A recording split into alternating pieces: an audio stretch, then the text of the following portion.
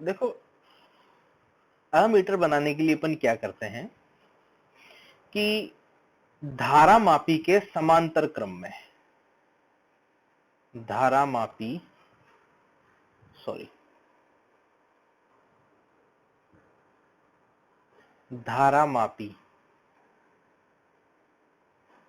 के समांतर, मैंने पिछली 2 क्लास की वीडियो अपलोड कर दी है, तुम लोग देख लेना। धारा मापी के समांतर क्रम में, या अपन ऐसे ही बोल सकते हैं कि जो धारा मापी की कुंडली है उसके समांतर क्रम में एक छोटा प्रतिरोध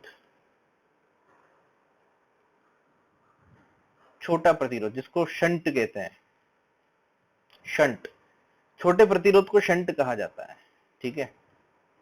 एक छोटा प्रतिरोध जोड़ दिया जाता है या जोड़कर उसे अमीटर में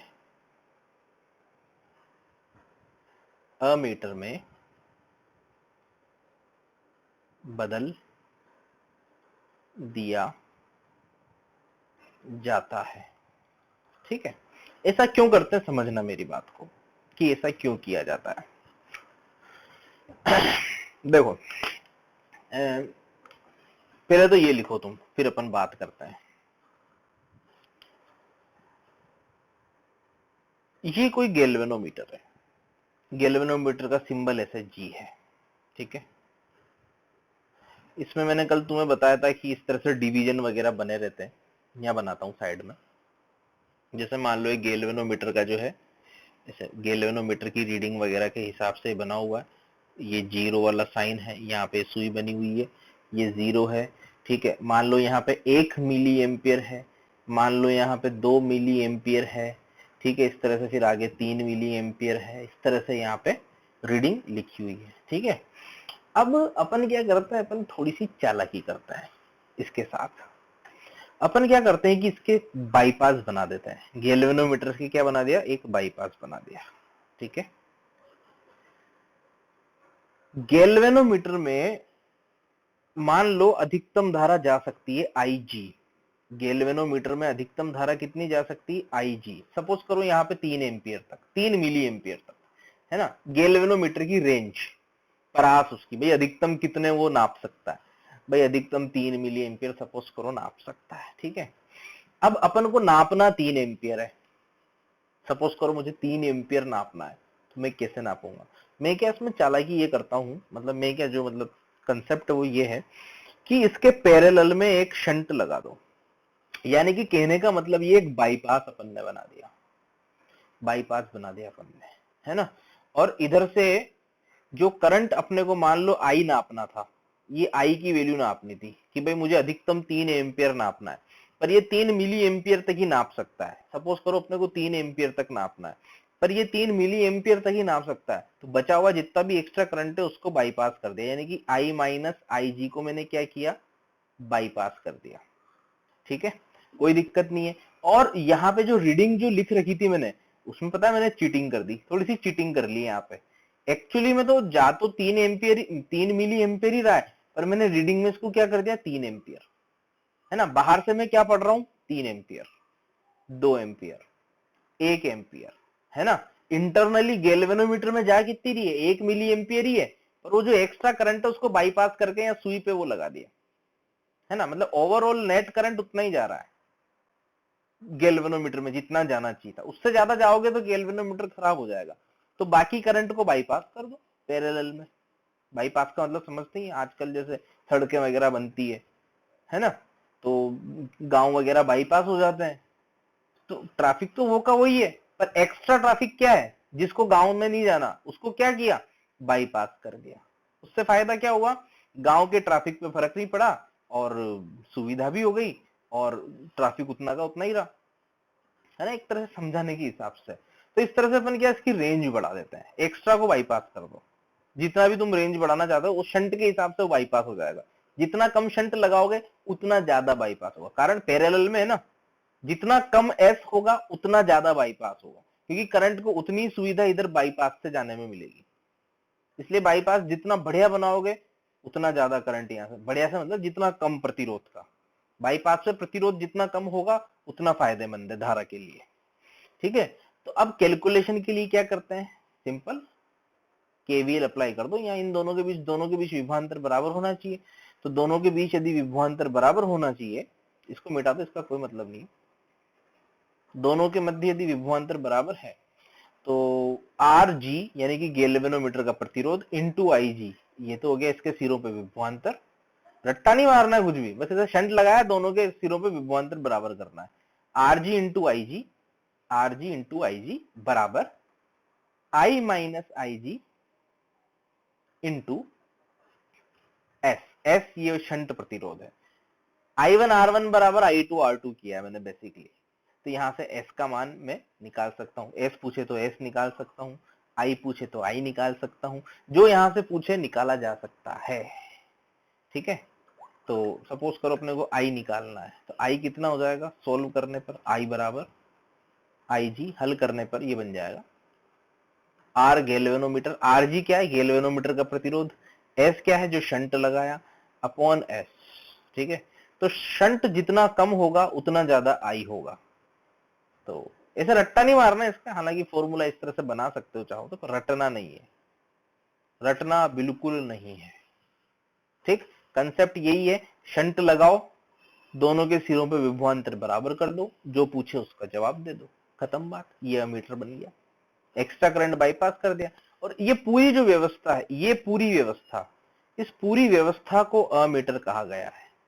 मतलब गैल्वेनोमीटर में ही अंदर कुंडली के समांतर ये लगाया अपन ने, एक तरह से देखा जाए तो गैल्वेनोमीटर के अंदर ही करिए ये व्यवस्था। ये जो गैल्वेनोमीटर था इसके अंदर ही मैंने क्या कर दिया, एक बाईपास बना दिया कुंडली के समांतर, एक्स्ट्रा करंट बाईपास हो गया। ये पूरी व्यवस्था अमीटर है ना, और अमीटर इस तरह से सिंबल बन जाता है इसका, ये अमीटर का। ठीक है, ये धारा इसमें से जा रही है, इसको भी वही श्रेणी में क्रम में लगाया जाता है, अमीटर को मापन के लिए श्रेणी क्रम में लगाया जाता है। अगली लाइन अपन ये लिखेंगे। ठीक है, ये मिटा के मैं लिख रहा हूं, अमीटर को मापन के लिए श्रेणी क्रम में लगाया जाता है। लिखते चलो साथ के साथ, फिर सवाल करेंगे। अमीटर को मापन के लिए श्रेणी क्रम में लगाया जाता है।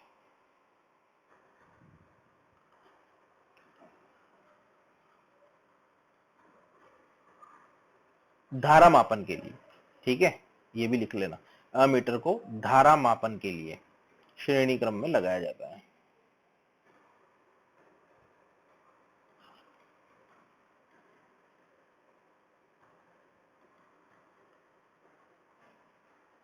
जिस ब्रांच में धारा नापनी है उस ब्रांच में लगा दो इसको, लगाया जाता है। ठीक है, पर अमीटर लगाने से इसका कुछ प्रतिरोध तो होगा ही। ये अमीटर का प्रतिरोध, ये आरजी और एस का जो नेट कॉम्बिनेशन होगा ये अमीटर का प्रतिरोध होगा। तो अमीटर को श्रेणी क्रम में लगाने से क्या थोड़ी सी त्रुटि आ जाती है। तो अगर मान लो अपन को त्रुटि नहीं चाहिए तो अमीटर आदर्श होना चाहिए। तो अगर अमीटर आदर्श है तो इसका प्रतिरोध नहीं होना चाहिए, तो डिस्टर्ब करेगा ना धारा में, मतलब डिस्टर्ब कर देगा, प्रतिरोध बढ़ाएगा ये ब्रांच का। तो आदर्श अमीटर, ध्यान रखना, का प्रतिरोध शून्य होता है, जीरो होता है। ठीक है, परिपथ को हल करने के लिए अमीटर को उसके प्रतिरोध से बदलकर कैलकुलेशन कर लेते हैं। ठीक है, हटा रहा हूं मैं इसको। अगला पॉइंट लिखना है, पॉइंट्स है छोटे छोटे अमीटर में, जैसे पहला पॉइंट, ये दूसरा पॉइंट। ठीक है, नेक्स्ट क्या बोल रहा है बेटा, परिपथ को हल करने के लिए अमीटर को उसके प्रतिरोध से बदल देते हैं और जो भी मान पूछा है वो निकाल लेते हैं। ठीक है, करते हैं सवाल। नेक्स्ट पॉइंट अपना है, जैसे मान लो कोई परिपथ है, ठीक है, बैटरी का आंतरिक प्रतिरोध है कुछ R, बैटरी का ईएमएफ मान लो E है, और यहाँ पे कुछ बाह्य प्रतिरोध है R, ठीक है। इसमें से मान लो I नॉट धारा जा रही है, I नॉट बराबर कितना होगा बताओ? E divided by R plus R, यही होगा, ठीक है। I नॉट बराबर E upon R plus R। अपन तो साइंस के स्टूडेंट है, इसलिए अपन को केवीएल आता है, अपन ने केवीएल अप्लाई करके आई नोट की वैल्यू निकाल ली। पर मान लो कोई कॉमर्स का स्टूडेंट है या आर्ट्स का स्टूडेंट है या कोई स्टूडेंट ही नहीं है, उससे पूछा भाई इसमें करंट बता, तो वो क्या करेगा? छू के तो पता नहीं लगाएगा, ऐसा नहीं तार को छुएगा, तार को छू के पता लगा भाई कितना करंट जा रहा है, ऐसे तो होगा नहीं। केवीएल उसको आता नहीं है, ओम का नियम उसको पता नहीं है, वो क्या करेगा? धारा नापनी है, अमीटर लाएगा, अमीटर लाया और परिपथ में अमीटर लगाया। किसी से पूछ रहे हैं भाई अमीटर को कैसे इस्तेमाल करते हैं, कहीं से पूछा है वो, तो उसको बता दिया भाई अमीटर को जो है जिस ब्रांच में धारा निकालनी है उस ब्रांच में सीरीज में लगा देना। ठीक साहब, लगा दिया उसने, ये आर हो गया, ये आर ए है, आर ए मतलब अमीटर का प्रतिरोध। तो मैंने तुम्हें जो लास्ट पॉइंट लिखाया था वो बताया था कि परिपथ को हल करने के लिए क्या करो, परिपथ में जो अमीटर है ना उसको उसके प्रतिरोध से बदल लो, और बाकी फिर जो केवीएल केसीएल जो लगाते हैं वो लगा दो। आर की जगह आर, छोटा आर की जगह छोटा आर, बैटरी का ईएमएफ ई, और ये जो अमीटर है ना उसका प्रतिरोध हो गया ये अपना आर है। ठीक है, तो इस अमीटर की रीडिंग क्या आ जाएगी? मान लो धारा इसमें से आई जा रही है, अब रीडिंग क्या आएगी केवीएल के हिसाब से, यानी ये पाठ्यांक, अमीटर का पाठ्यांक क्या आएगा जिसमें इतनी जो धारा इसमें से जाएगी वो पाठ्यांक आ जाएगा इसका E divided by R plus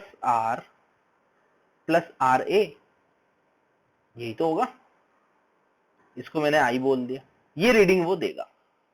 अब ध्यान से देखो, एक्चुअल I कितना होना चाहिए था? इतना।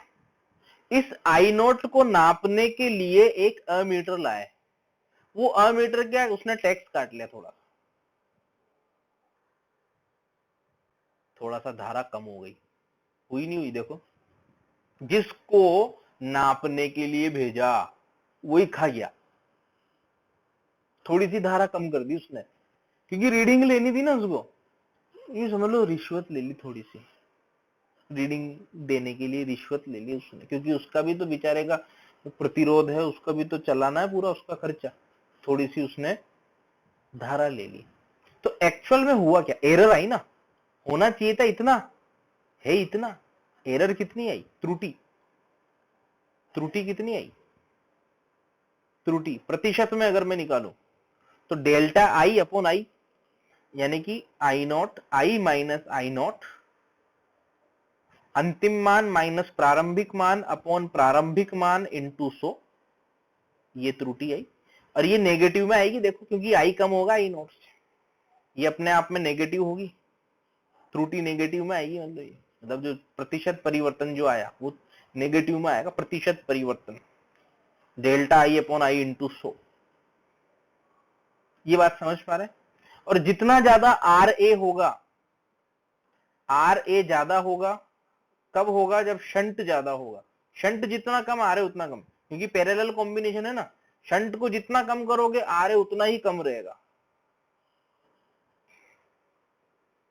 क्योंकि पैरेलल कॉम्बिनेशन में जो इक्विवेलेंट होता है वो दोनों से कम होता है, सीरीज में वो दोनों से ज्यादा होता है। तो आर ए जितना ज्यादा शंट उतनी ज्यादा, शंट जितनी ज्यादा त्रुटि उतनी ज्यादा, जितना ज्यादा अमीटर का प्रतिरोध बढ़ाओगे उतनी ज्यादा त्रुटि होगी। इसलिए अगर आदर्श अमीटर है तो त्रुटि 0, आदर्श अमीटर त्रुटि 0, आदर्श का मतलब ही तो यही है, त्रुटि नहीं दे रहा हूं। त्रुटि 0 मतलब RA0, RA0 मतलब अमीटर का प्रतिरोध 0। ठीक है, लिख लो इसको। अगला प्रश्न बोल देता हूं, चलो। एक धारामापी का प्रतिरोध दे रखा है, धारामापी की परास से n गुना परास का अमीटर बनाना है। जैसे मान लो धारामापी 1 एम्पियर नापता है, तो उस n एम्पियर नाप कितना शंट लगाना पड़ेगा। रटना नहीं है, सिर्फ ये याद करो कि ये गैल्वेनोमीटर है, इससे अमीटर बनाना है, पैरेलल में शंट लगाओ, ये पूरी व्यवस्था अमीटर होती है।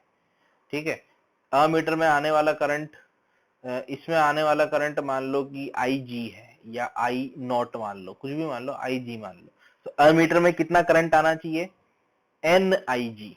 n गुना ज्यादा नाप ले, इसकी परास अगर IG तक है तो इसकी परास NIG तक है, यानी कि बाईपास कितना हो गया, n-1 IG, ये शंट हो गया। ठीक है, बस समांतर है ये दोनों प्रतिरोध, तो V बराबर IR से, तो R कितना है, RG है ना, इक्वल टू इसके सिरों पे विभवांतर, प्रतिरोध तो S और धारा n-1 IG, IG से IG खत्म, S कितना मिला, RG अपॉन n-1। देखो जितना ज्यादा गुना परास करनी है उतना ज्यादा n होगा, उतना कम शंट होगा। शंट जितना कम करोगे उतना ज्यादा गुना जो है तुम्हें परास मिल जाएगी अमीटर की, और जितना शंट कम करोगे उतना ही कम अमीटर का प्रतिरोध होगा। ठीक है, एक धारा मापी की जो परास है वो 1 मिली एम्पियर है और इसका प्रतिरोध 10 ओम है। 10 एम्पियर परास का अमीटर कैसे बनेगा ये पूछा गया है। रटते तो अपन है ही नहीं, तुम जानते ही हो। ये G लगा दिया अपने, G 10 ओम का है, गैल्वेनोमीटर 10 ओम का। बाईपास बनाओ, ये बाईपास, शंट लगाओ, अमीटर कितना नापना चाहिए, यानी कि कुल करंट होना चाहिए 10 एम्पियर, 10 ही है ना, हाँ। इसमें से धारा कितनी जा सकती है, अधिकतम 1 मिली एम्पियर, तो 1 मिली एम्पियर चला गया, बचा कितना 10 ampere minus 1 milli ampere, unit का ध्यान रखना है, 10 माइनस 1 नो मत कर देना उसको, बस सिंपल, खत्म खेल।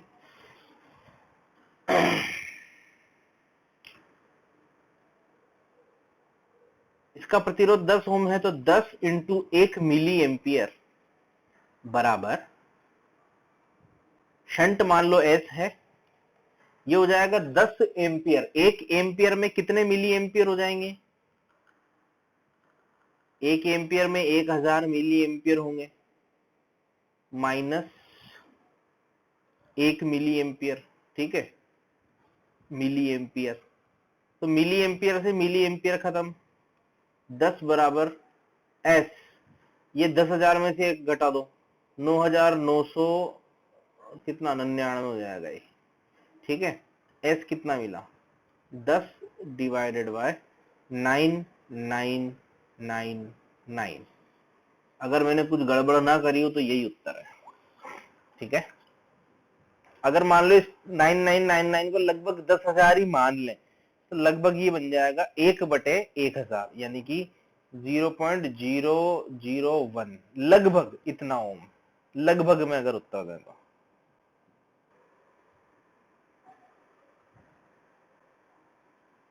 अमीटर का पाठ्यांक ज्ञात करो। अमीटर का पाठ्यांक ज्ञात करने के लिए अमीटर को उसके प्रतिरोध से बदल दो और उस प्रतिरोध में धारा ज्ञात कर लो, बस। धारा ऐसे उल्टी ऊपर जाएगी, ऊपर धारा, मान लो धारा I है, I बराबर 10 डिवाइडेड बाय कुल प्रतिरोध कितना हो गया सर्किट में, 9 और 1 10, 10 10 20, 20 और 1 21, ये इसकी रीडिंग आ जाएगी। ठीक है, अगला सवाल, 2 ओम का प्रतिरोध है, 10 वोल्ट की बैटरी है, मीटर है,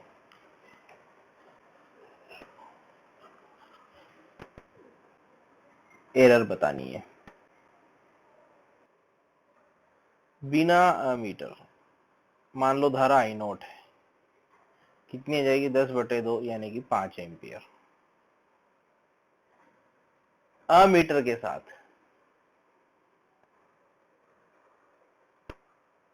क्योंकि छू के तो पता लगा नहीं सकते हैं धारा कितनी, मीटर लगाया नापने के लिए, तो मैथमेटिकली जो धारा आएगी आई वो हो जाएगी अब 10/2 प्लस 0.5 यानी कि 4 एम्पियर। तो परसेंटेज चेंज जो आया, प्रतिशत त्रुटि या प्रतिशत परिवर्तन, अंतिम मान माइनस प्रारंभिक मान अपॉन प्रारंभिक मान इंटू 100, कितने का प्रतिशत, -20%। देखा कितना ज्यादा फर्क पड़ गया, जबकि है 0.5 ओम ही। तो डिपेंड करता है त्रुटि की, बाकी जो जैसे मान लो 2 ओम की जगह 20 ओम होता तो प्रतिशत त्रुटि फिर थोड़ी कम हो जाती, 40 ओम होता तो थोड़ी और कम हो जाती, क्योंकि उसकी तुलना में ये बहुत कम हो जाता। 20 ओम की तुलना में आधा ओम कम है, 2 ओम की तुलना में आधा ओम ज्यादा है ना, 2000 ओम की तुलना में आधा ओम और कम है। तो अगर बड़े प्रतिरोध है ना तो अमीटर का जो प्रतिरोध होता है वो इतना इफेक्ट नहीं डालता, पर वो खुद, अगर वो खुद भी छोटा है जिसके लिए नाप रहे हैं, ये आसपास ही तो है, देखो 4 गुने का ही तो फर्क है, ज्यादा थोड़ी है, इसलिए एरर ज्यादा आ रही है।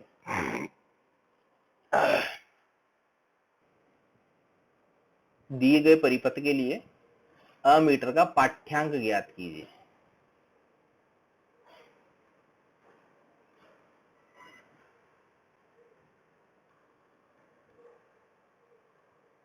दिए गए परिपथ के लिए अमीटर का पाठ्यांक ज्ञात करो। मैंने तुम्हें ये बताया था कि परिपथ को हल करने के लिए उसे उसके प्रतिरोध से बदल दो,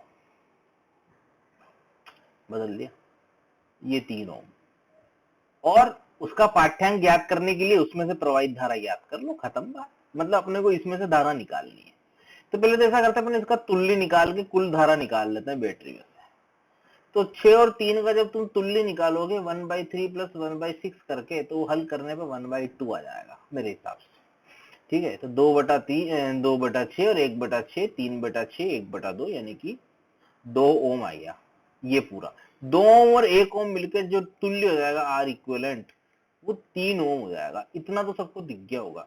बैटरी में से जो धारा आ जाएगी उसको मान लो आई बोल देता हूं मैं, बैटरी में से जो धारा आएगी वो धारा आ जाएगी मेरे पास 18/3 यानी कि 6 एम्पियर। अब अपने को इस 3 ओम में से धारा निकालनी है। मान लो इसमें से धारा I1 गई, तो देखो I1 बराबर 6/6 प्लस 3 इंटू 6, सही लिखा ना मैंने,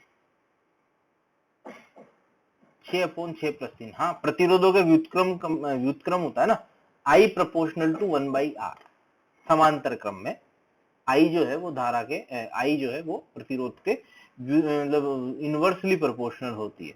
तो 6/6 प्लस 3 इंटू 6, हल करने पे कितना मिल रहा है देखें, देखो तो 6 इंटू 6 36, 6 और 3 9, 9 चौक 36, 4 एम्पियर। इसमें से धारा 4 एम्पियर जा रही है, यानी कि 2 एम्पियर इसमें से जारी होगी, इस तरह से 6 एम्पियर आई गया। रीडिंग पूछिए तो अमीटर तो ये था, इस ब्रांच का नापेगा वो, तो इस अमीटर में जो धारा जा रही है वो नापता है अमीटर। पूरे परिपथ में कहां क्या हो रहा कोई मतलब नहीं उसको, उसको मतलब है उसमें से जो धारा जा रही है। तो धारा नापनी तो इसके सिरों पे से थी, मतलब इसमें से धारा नापनी थी, धारा इसमें से नाप दी, और एरर भी खूब सारी हो गई, त्रुटि भी हुई है, क्योंकि एक्चुअल में ये अमीटर लगाना ही नहीं था। एक्चुअल में जो धारा होनी चाहिए थी वो होनी चाहिए थी 18/7, क्योंकि 6 और 1 7, 18/7। ये फोकटी अमीटर यहाँ लगाया, और एक तो अमीटर उसमें 3 ओम का प्रतिरोध, इतना ज्यादा अमीटर के हिसाब से बहुत ज्यादा है। ऊपर से उसको पैरेलल में लगा दिया, दो गलतियां तो यही होगी। एक्चुअल में अगर ये एमीटर होता ही नहीं तो वास्तविक धारा इतनी नीचे थी 18.7, लगभग कितना आ रहा है देखो, 7 दूनी 14, 2 पॉइंट समथिंग कुछ आएगा ये, है ना। ये है बात। तो कुछ सब कुछ उल्टा पुल्टा हो गया यहाँ पे। वोल्ट मीटर, ठीक है। जिस तरह से धारा मापी से अमीटर बनाया था उसी तरह से धारा मापी से वोल्ट मीटर बनाते हैं, ठीक है। तो किसी धारा मापी को वोल्ट मीटर में बदलने के लिए लिख लो, किसी धारा मापी को वोल्ट मीटर में बदलने के लिए इसके श्रेणी क्रम में, किसके श्रेणी में, धारा मापी की श्रेणी में, इसके श्रेणी में एक उच्च प्रतिरोध लगा दिया जाता है।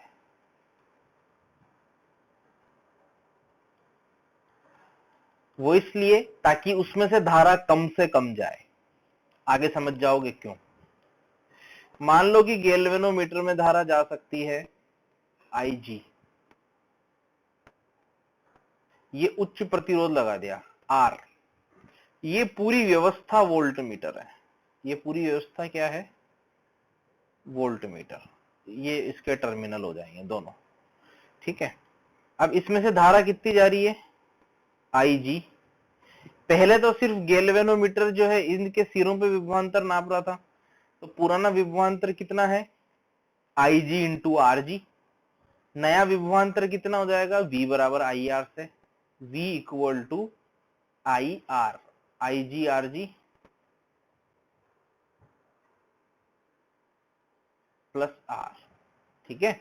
एक्स्ट्रा R लगा दिया तो एक्स्ट्रा पोटेंशियल आ गया। पहले सिर्फ कितना था, IG RG, पहले तो सिर्फ VG था, इतना ही विभवांतर नाप पा रहा था वो। अपन ने क्या किया, इसके सिरों पे एक्स्ट्रा जो है मतलब इसके समांतर में, मतलब श्रेणी में, समांतर में नहीं श्रेणी में एक उच्च प्रतिरोध लगा दिया।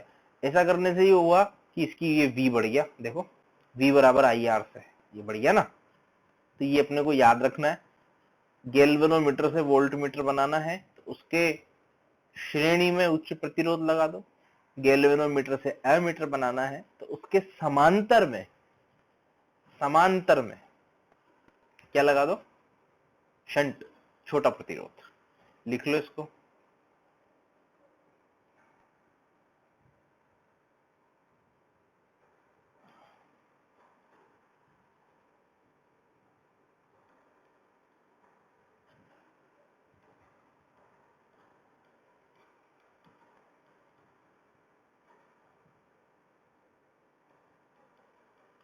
जिसके सिरों पर विभवांतर नापना है उसके सिरों पर वोल्ट मीटर लगा दो। ये वोल्ट मीटर इसके सिरों पे लगा दिया वोल्ट मीटर, तो कौन सा विभवांतर नापेगा, इन दोनों टर्मिनलों के मध्य विभवांतर, ये वाला डेल्टा वी नाप लेगा ये, ठीक है।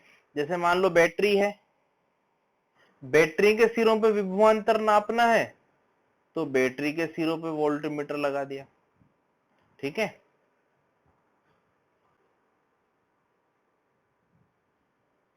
आदर्श वोल्ट मीटर का प्रतिरोध अनंत होता है। कारण ये है कि अगर मैं इस सिरों पे विभवांतर मतलब लगा रहा हूं अगर, तो इस पे बाईपास करंट जाने लग जाएगा, करंट बाईपास जाएगा ना तो इसके एक्चुअल जो विभवांतर है वो कम हो जाएगा, एरर आ जाएगी। अगर ये प्रतिरोध अगर अनंत है इसका तो इधर से करंट जाएगा ही नहीं, बाईपास करंट होगा ही नहीं, करंट बाईपास होगा ही नहीं तो एक्चुअल रीडिंग अपने आ जाएगी। तो वोल्ट मीटर को समांतर क्रम में लगाते हैं, जिसके सिरों पे विभवांतर नापना उसके समांतर लगा दो, उसको टर्मिनल से टर्मिनल मिला दो। आदर्श वोल्ट मीटर का प्रतिरोध अनंत होता है, ये अपने को याद करना है। लिख लो, परिपथ हल करने के लिए वोल्ट मीटर को उसके प्रतिरोध से बदल दो। खत्म कहानी। एक धारा मापी का प्रतिरोध है आरजी, उसके विभव की परास V है। परास n गुना करनी है, क्या करना पड़ेगा? n गुना परास करने के लिए करते हैं, चलो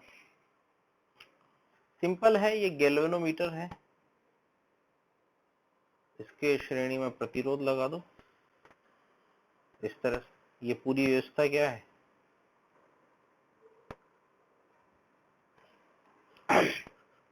वोल्ट मीटर। इसमें से अधिकतम करंट IG जा सकता है। तो क्या दे रखा है? V बराबर IG इंटू RG, ये तो दे रखा है। मान लो कि R प्रतिरोध लगाया तो नया विभव NV बराबर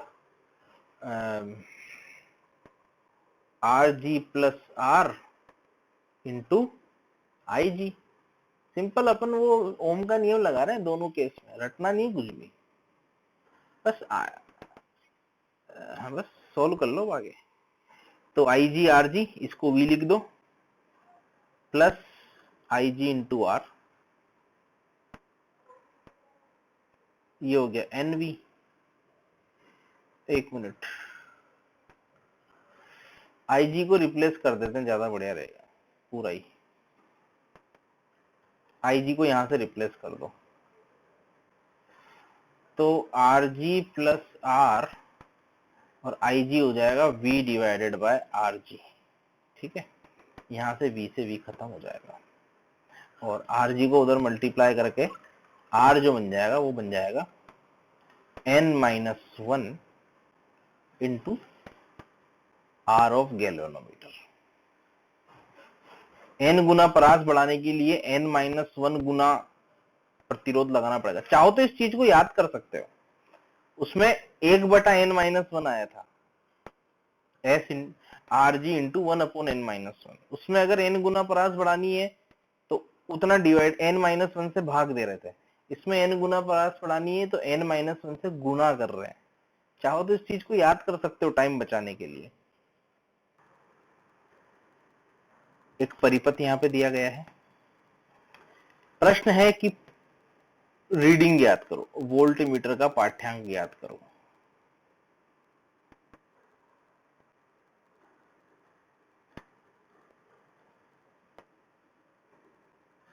ज्ञात करो। फर्स्ट केस है आदर्श वोल्ट मीटर, अगर आदर्श है। दूसरा केस है, मान लो वोल्ट मीटर का प्रतिरोध जो है वो 100 ओम है।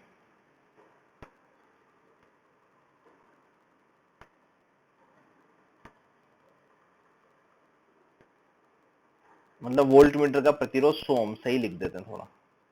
वोल्ट मीटर का प्रतिरोध अगर 100 ओम है तो रीडिंग कितनी है?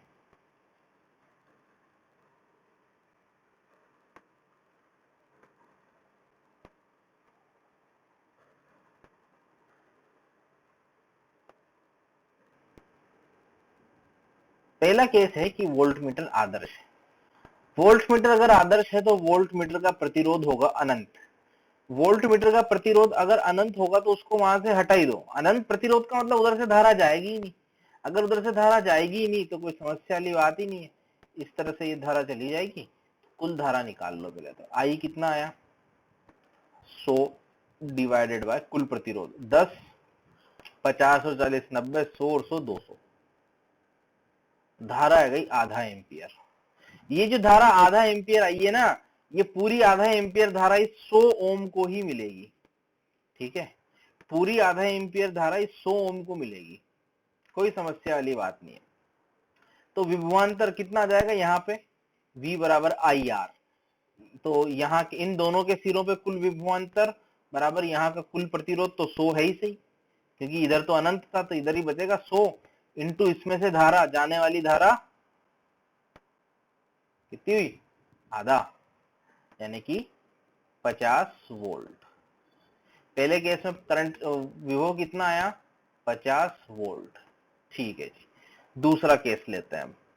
दूसरे केस में बोला है कि जो वोल्ट मीटर है ना, उसका खुद का प्रतिरोध भी 100 ओम है, यानी कि जो करंट आएगा वो ये भी लेगा और ये भी लेगा, पर अब यहाँ कुल करंट भी बदल जाएगा, कुल जो धारा होगी वो बदल जाएगी थोड़ी सी। चलो नई धारा निकालते हैं वापस से। नई धारा जब मैं निकालूंगा तो 100 डिवाइडेड बाय 50 तो ये हो गया, इन दोनों को इकट्ठा करके, ये पूरा एक ही तो है, इकट्ठा कर लो ना इन दोनों टर्मिनल के बीच को, इन दोनों को इकट्ठा करके 100 और 100 को क्या मैं 50 लिख सकता हूं, लिख दो 100 और 100 को क्या लिख दो 50। इस 100 और 100 को मैंने हरे कलर से 50 लिख दिया। बेसिकली इस 50 वोल्ट के सिरों पे विभवांतर ही तो निकालना, यही तो विभवांतर निकालना है। तो 100 डिवाइडेड बाय, अब धारा कितनी, 50 50 100 40 और 10 150, मेरे हिसाब से मैं सही लिखा हूं, यानी कि 2/3 एम्पियर, 2/3 एम्पियर। अब इस 50 ओम के सिरों पर विभवांतर, भाई वोल्ट मीटर और वो जो प्रतिरोध था दोनों का मिला के, वो तो रीडिंग तो टर्मिनल के सिरों पे लेता है, टर्मिनल के सिरों पे कुल प्रतिरोध अपने को पता ही है 50 है, टर्मिनल में से कुल दोनों को मिला के जो कुल धारा है वो अपने को पता ही है 2/3। अगर इसको तुम अलग अलग करोगे तो भी वही आंसर आना है, इकट्ठा ही निकाल लो ना विभवांतर। तो 50 इंटू 2/3 कितना आ गया, 100/3 वोल्ट।